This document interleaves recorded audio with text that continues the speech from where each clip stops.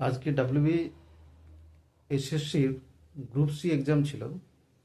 তো কোশ্চেন তো খুব সোজা এবং খুব ইজি কোশ্চেন। আশা করছি সকলের খুব ভালো এক্সাম হয়েছে। তো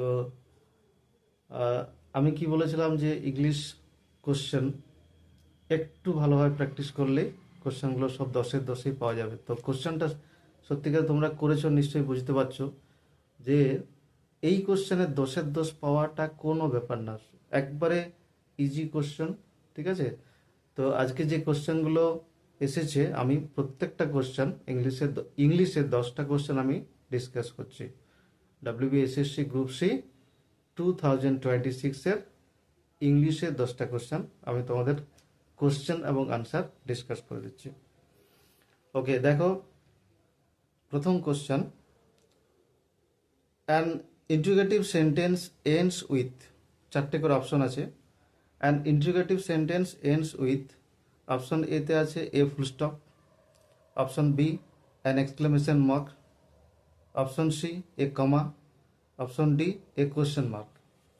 একবারে সোজা কোশ্চেন, এটা সবাই করতে পারবে। কারণ কি, একটা ইন্টিগ্রেটিভ সেন্টেন্স মানে কি, যেটা প্রশ্নসূচক বাক্য।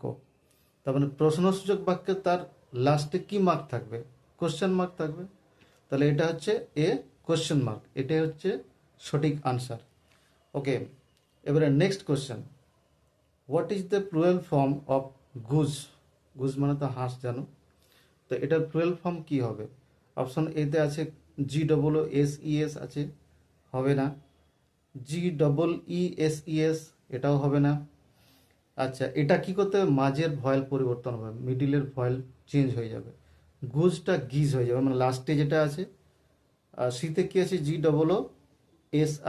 এটাও হবে না। লাস্টে GEESE, গুজ। তাহলে এটাই সঠিক আনসার, গুজ গিজ। ওকে, নেক্সট, এবারে third question, find the correct spelling from the following option. Correct spelling কি হবে? খুব একটা পরিচিত ওয়ার্ড, ঠিক আছে, ইন্টেলিজেন্ট। ইন্টেলিজেন্টের কারেক্ট স্পেলিং কি হবে? খুব সোজা কোশ্চেন। প্রথমে কি আছে? INTELLEGENT দিয়েছে, হবে না। তারপরে বিতে কি? INTELLIGENT, এটাই হচ্ছে সঠিক আনসার।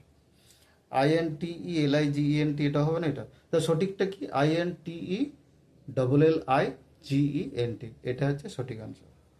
ওকে, এবারে নেক্সট কোয়েশ্চেন কি,